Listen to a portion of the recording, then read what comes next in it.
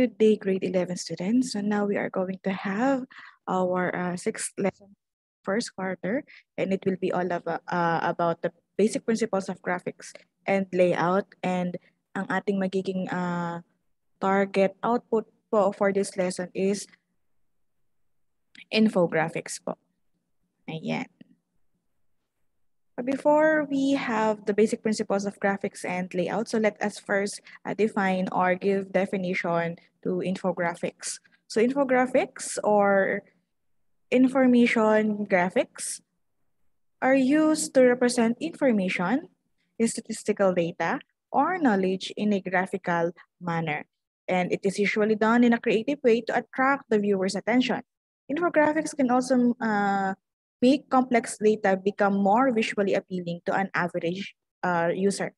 So, instead na basta lang po tayo magpe-present kumbaga ng textual or tabular form ng mga data, so why not use infographics wherein pwede tayo maglagay doon ng statistical data and then at the same time, meron siyang visual impact.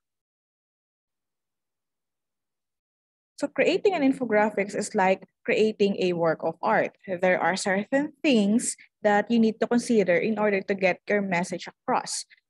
And aside from the basic principles that will be presented, the tips on creating a PowerPoint presentation can also come in handy. So kaya po magkasunod yung ating PowerPoint or yung presentation skills at saka yung infographics kasi yung ibang tips po na na-mention doon sa ating PowerPoint or presentation skills ay pwede rin po natin siyang magamit dito sa paggagawa po ng infographics. And again, take note po na meron po tayong mga bagay na dapat i-consider kung gusto po nating malinaw na maiparating yung mensahe na gusto nating sabihin. Ano po? So hindi po porket na maganda siya ilagay doon sa ating infographics ay ilalagay na natin especially kung hindi naman po talaga siya connected doon sa ating data. So here are the basic principles of graphics and layout. So the first one we have is the balance. So the visual weight of objects, texture, colors, and space is evenly distributed on the screen. So kapag sinabi po natin balance, so may equal distribution po doon sa ating kumbaga ginawang infographics. And also, the color should have a similar visual weight. So kumbaga po ay hindi lamang po yung objects ang merong balance. So dapat yung colors na ginamit natin ay meron din siyang balance. Okay, so balance can be symmetrical or asymmetrical. So tingnan po natin yung pinagkaiba ng symmetrical sa asymmetrical. So symmetrical balance are equal weight of elements on both sides of the page. So kumbaga ito yung normal na alam natin when we say balance. So meron kung ano po yung nasa left side, yun din yung nasa right side. Or kung ano yung nasa top part, yun din yung nasa bottom part. So this is an example of an image with asymmetrical balance or symmetrically balanced po yung image nito. Why? Kasi kung titingnan po natin yung left side at saka right side, parang nagmi-mirror lang yung kanilang image. Ayan. Another example, so ito naman po ay asymmetrically balanced pa rin po siya. So let's see. Ayan. So kumbaga nag-mirror yung image ng mga bundok doon sa nasa ilalim or yung nasa tubig. So those are examples of symmetrically balanced images.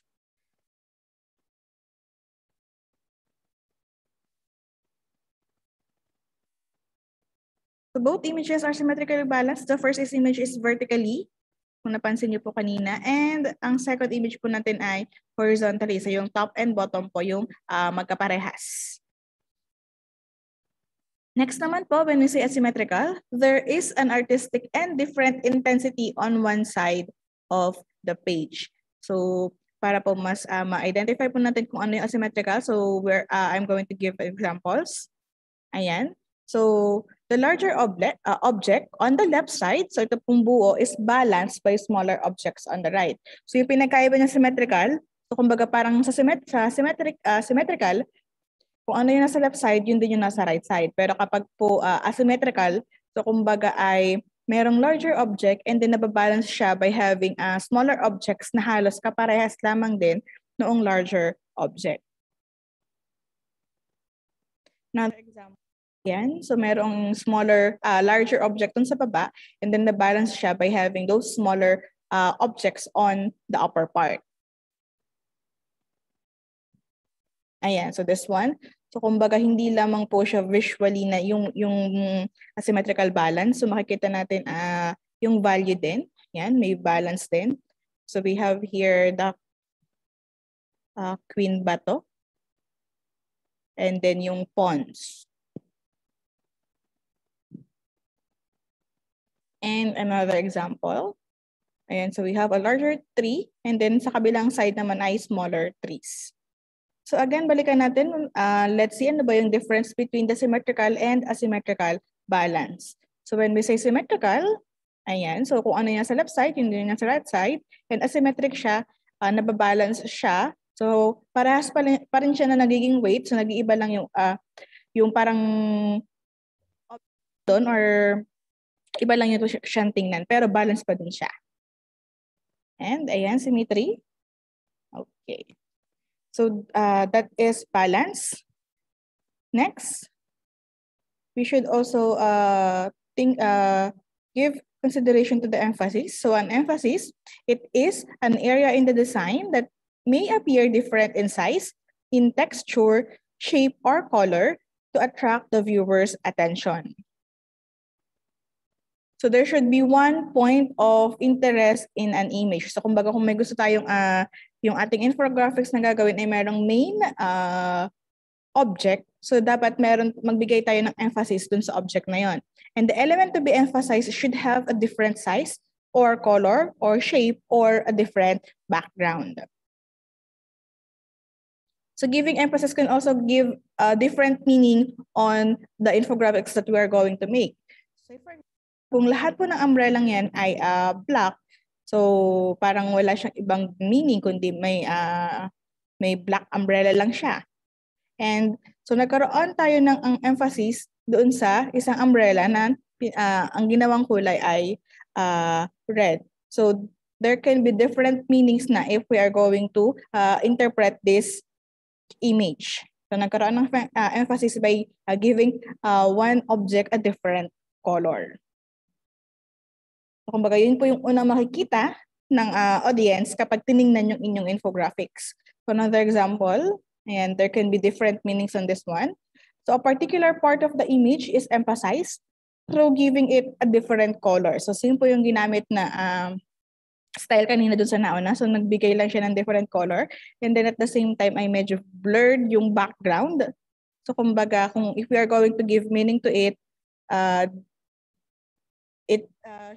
kumbaga how those two people give attention to each other na parang sila lang dalawa yung nasa area na yon. Another example of giving emphasis, so a particular part of the text was emphasized and this may give a different meaning of the text. So kung titingnan natin, kung walang emphasis or walang ibang kulay doon dyan sa text na yun, so makikita lang natin yung text na she is broken. And then nung nabigyan na siya ng emphasis or gumamit ng ibang kulay, so kumbaga nakita yung he's okay. So magkakaroon tayo ng ibang interpretation na she is broken but he is okay, or he is okay and she is broken. Ano po? So ganun po kahalaga na kung may gusto tayong bigyan, kung may gusto tayong ipinpoint agad dun sa ating audience, we should think of how we are going to give emphasis on that.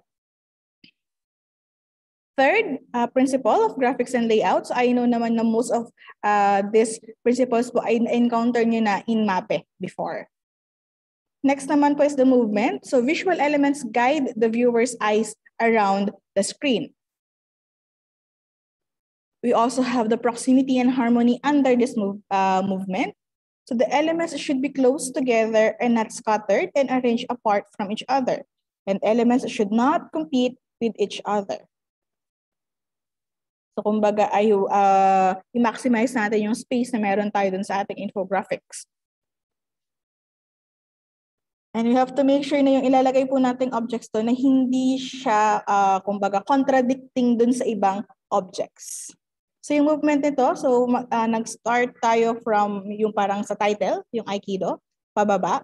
And then yung kasunod niya ay yung kabilang side na po, from beginner class and then pababa. So yung naging movement niya is from to bottom. So the structure of the image shows that the content can be read from top to bottom, starting in the left side, then top to bottom on the right side. So we have to also give importance on how can we guide the audience on how they are going to interpret or read our infographics. Next, the fourth one, the pattern, repetition, and the rhythm. So these are the repeating visual elements on an image or layout to create unity in the layout or image. And the rhythm is also achieved when visual elements create a sense of organized movement. So, kumbaga, it is also important to give a pattern or give consideration na may pattern para mas madaling maintindihan or madaling nating magaguide ang audience natin kung paano ba yung ating infographics. So this is just an example of an image with a pattern with repetition. Ayan. Next is the proportion. So visual elements can create a sense of unity where they relate well with one another. So kagaya po na nabanggit ko kanina, so yung ilalagay po nating objects dun sa ating infographics, dapat po ay hindi siya nagko-contradict doon sa ibang objects. And they have to relate well with each other. For example of this po, so nagkaroon po tayo ng proportion in terms of the title should be larger than the other text. Kasi syempre, parang nagbigay din tayo doon ng emphasis na yun yung unang dapat nilang babasahin kasi yun yung title. So the content is all about that specific title. And then, nagkaroon tayo ng proportion. Smaller text po, syempre yun po yung content. And then meron tayong mga objects there or mga images. So kailangan meron tayong proportion when it comes to the uses of the text and the images. Since ang infographics naman is not only about the pictures. So the previous image shows how the font size of headers is proportional to the size of its content. So this is done so that the viewer can easily see what the article is all about. So again po, kung ganun po yung ating gagawin infographics, we have to make sure na yung title po natin ay mas malaki kaysa dun sa ating content. Ano po? Next, the sixth one is the variety. So you can use several design elements to draw a viewer's attention. So parang hindi naman monotonous yung ating infographic. So pwede tayong gumamit ng iba't ibang elements para yung attention ng ating audience. We can also combine text, graphics, and images, but do not stick to just text only or just images only. Again, so this is a combination of text and images. So there are some tips on how we can combine text, graphics, and images, or how can we actually create infographics. So fonts and shapes should complement each other. And you can use rounded shapes with rounded fonts and sharp shapes with sharp fonts. So kumbaga, you have to make sure na yung ating gagamiting objects ay again, nagko-complement po siya sa isa't isa. Add simple shapes with slight transparency behind your text to clearly see the text you want to emphasize. So syempre, hindi naman maiiwasan na magagamit tayo ng background na picture. And then maglalagay tayo ng text in front of it. Po tayo maglagay kumbaga parang ng text box na kung saan ay i-adjust po natin yung transparency na hindi naman matatakluban gaano yung background pero magiging malinaw pa rin or mabibigyan pa rin ng emphasis yung ating text. So na-adjust naman yung transparency ng text box. Text and background should be aligned to have an organized look. You can align text with shapes or geometric figures in the image. So, syempre po, yung ating background, Saka yung text po natin, so kung halimbawa po gagamit po tayo ng yung title dun sa ating sa image natin, so usually naman yung title, nilalagay natin siya at the center part, halimbawa sa taas and then center part. So dapat po may proper alignment ang bawat object or bawat text sa kanilang background. So it should still be balanced whether it is asymmetrical or symmetrical. Use clear background for the message to be readable. Background should not wash out your messages. So again po, if we're going to use background, we have to make sure na hindi po siya ganoong hindi maaagaw nung background yung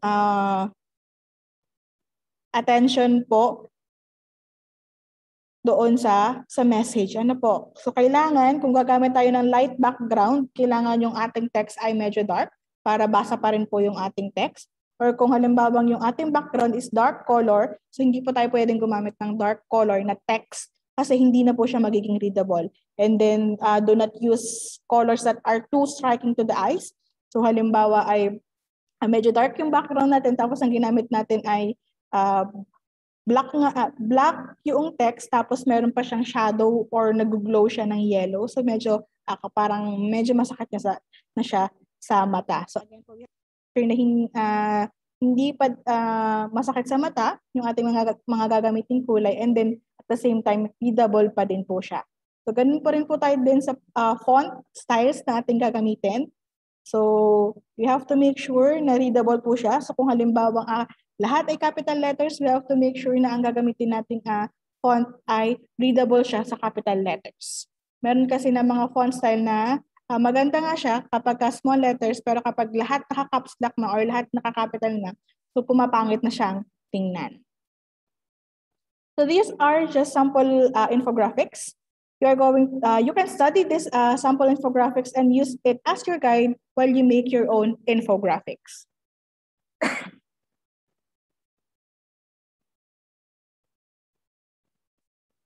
So this is an example of infographic. So nagkaroon siya ng balance. Ayan. May, kumbaga nagkaroon siya ng contrast. Wherein light color yung kabila and then at the kabilang side ay dark color. Tapos balance pa rin siya kasi parehas pa din sila ng objects sa left and right side. And then yung colors niya ay balance pa din. Kumbaga nagkaroon siya may variety, may text at saka may object. And then yung colors ay kumbaga parang nabaliktad lang. So dun sa right side, dun sa taas ay blue and then sa left side, yan, binago lang. Ano po? So yun pa rin, kumbaga parehas lang yung ginamit na kulay. Then this one, as another example of infographics. So, nagkaroon ng proportion when it comes to the title. So, kitang-kita agad natin kung tungkol saan ba yung infographics. So, siya ay nasa gitna ng ating infographics. And yung movement naman niya, kumbaga ay, since meron siyang dalawang side, the triangle of life versus the drop and cover or duck and cover. So, yung left side from top to bottom and then yung right side ganun din from top to bottom. Then nagkaroon din siya, kumbaga balance din siyang tingnan, yung left and right side since parehas silang may text and then parehas din yung kanilang images. Kumbaga parehas silang mayroong images na tigdalawa. And another example, ayan. So nagkaroon siya kumbaga ng rhythm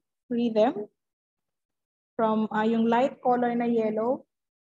Parang nagbigay siya ng emphasis doon sa intensity noong kanyang infographics na kung saan nag-umpisa siya sa light colors papunta sa dark. And then aside from guiding the viewer doon sa movement na may numbers siya, so meron din siyang mga arrows. Ano ba siya babasahin? So from 1, 2, 3, 4, 5, and 6. And then balance din siya in a way na siya ay kumbaga naka-rectangular shape siya, although iba-iba yung naging hatian doon sa mismong pinaka-rectangle na. Ano po. Ayan. So those are examples of infographics. And another example, ayan. So, kagaya po na nabanggit ko kanina, so we can include statistical data in our infographics. Ano po, so hindi lang siya basta images or hindi lang siya basta text. So, pwede tayo maglagay ng statistical data. Okay, so that is all about the basic principles of graphics and layout. So if you have any questions or clarifications regarding the topic, you can message your subject teacher. So good day, everyone. God bless and keep safe.